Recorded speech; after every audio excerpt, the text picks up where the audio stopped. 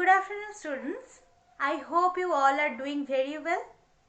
So, it's now raining outside. So, suppose you in your family and your neighbors are lacking of some very important ingredients in the home like rice, pulses, wheat, milk, medicines, etc. So, in this heavy rain, you cannot go out. But then you and your family members and the society decides to order from a delivery service. So what would the delivery service do? The delivery service would pick up these very important ingredients from the source and then they would transfer it to your homes. Like this is your home, this is your neighbor's home.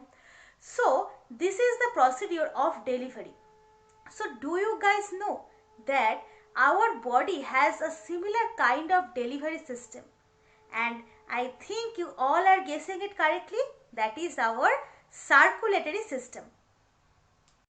So here in the circulatory system, first we have the heart, which acts just like a pump to pressurize all the blood through the different organs of the body, which acts just like the delivery system to provide essential nutrients throughout the important parts of the body. Secondly, we have our artery and veins, which is a very important and essential part. Obviously, the artery is from the heart and generally carries oxygenated blood, and the veins are towards the heart and generally carry carbon dioxide rich blood, and they come across in a mesh like form which is called the capillaries, where different kinds of physiological import export can be formed. And finally we have the final component of the circulatory system, which is blood, which carries a fluid part and a cellular part. But we will be going to focus on the cellular parts today and mainly on the RBC, that is the red blood corpuscle. And we also have the WBCs, that is the white blood corpuscle, and the platelets to be the most. But today we gonna focus on the RBC, that is the red blood corpuscle, and a beautiful but important phenomenon it shows in the circulatory system. So here we have our bus of this delivery system called the circulatory system, which is RBC or red blood corpuscle. We all know that this red blood corpuscle gives blood its distinct red color. So it is named red blood corpuscle. But this red blood corpuscle has this distinct color because of a very important component which is called our hemoglobin, which has a heme, that is the ferrous part, and a globin, that is the protein chain. This hemoglobin acts as the seat of the bus, which is the RBC, which gives bus actually the blood the distinct color of red, and it also carries a very important component which is necessary for our body, that is oxygen, and carries out carbon dioxide from our body, which is being generated due to metabolism as a waste product. So let us see how this RBC and this hemoglobin component does this thing. In a general sense, the capillaries provide the oxygen and take away the carbon dioxide from the tissue level and indirectly from the cell. The cells which is being deprived from the oxygen takes their oxygen from the RBCs through the tissue fluid, and through the tissue fluid itself the generated carbon dioxide from the metabolism is evacuated out in the blood, and this is also carried by the RBC, that is the red blood corpuscle. But how this blood carries, actually the RBC carries the oxygen and the carbon dioxide from the tissue level, that is the organs and cells, to our lung to evacuate out the carbon dioxide from our body and take in fresh oxygen from the lung to the tissue for further metabolism and life. Let us see what are the components which is being carried out here. Suppose this is our hemoglobin molecule, which acts as a bus or a taxi which carries oxygen from lung to heart. Suppose this is our RBC now, this is our hemoglobin molecule now, and this is a oxygen molecule which it is carrying. How it carries the oxygen molecule? It makes an unstable and very weak bond forming compound which is called the oxyhemoglobin. That is the hemoglobin molecule plus the oxygen, and this is a very weak bond.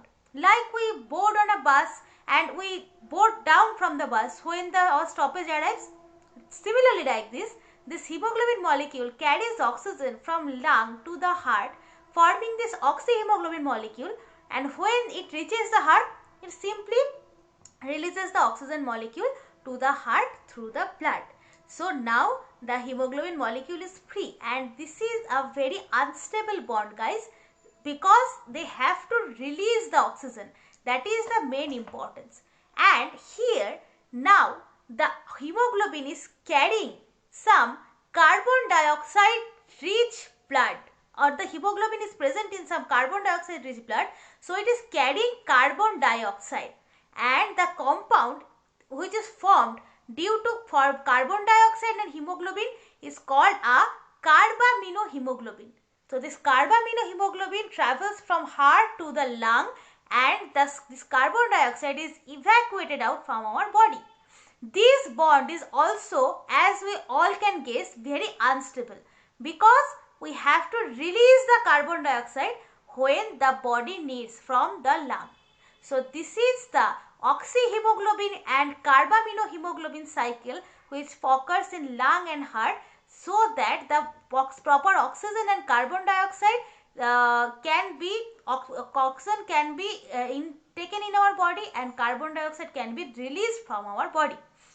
And now, as we all can guess, the heart pumps the oxygenated blood, that is the blood carrying the oxyhemoglobin molecules, towards the whole body, and the body is now been saturated with a very important compound, that is oxygen, and all thanks to the hemoglobin molecule which is carrying oxygen, that is our oxyhemoglobin molecule. But something very unfortunate happens if a gas called the carbon monoxide is kept contact with the hemoglobin molecule. They form carboxyhemoglobin molecule, which is not at all an unstable molecule. It is a very stable molecule, say like this. If this hemoglobin molecule wants it to release, but it cannot be released from this hemoglobin molecule, it forms a tight bond. So this carboxyhemoglobin molecule, when it is formed, it takes away all the hemoglobin molecule. So no hemoglobin molecule is being left to carry oxygen or carbon dioxide. The body is now deprived of oxygen, and more carbon monoxide is present there. So this leads to hypoxia, that is the less oxygen quantity present in body, and it can finally lead to death, which is very unfortunate. But carbon monoxide is generally not found in our atmosphere. It is formed due to the incomplete burning of coal or organic matter. So we should not be in a room where there is so much burning of wood or coal is happening, or neither we should leave the room immediately, so that we can avoid carbon monoxide poisoning, which is very much harmful to our body, which can also lead to death. So today we have learned that circulatory system mainly has these three parts, that is the heart, the pump, the blood, the carrier or the deliverer, and the blood vessels, which is the medium or the root. The HbO2, that is the oxyhemoglobin, and the HbCO2, that is the carbaminohemoglobin, are the main carrier, like the bus, throughout the body, and they in help with circulatory system, provide with oxygen and carbon dioxide through the every cells and tissues of our body.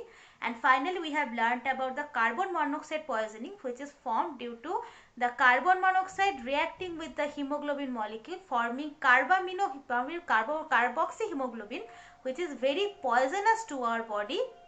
And that is all for today. Thank you, students. Have a nice day.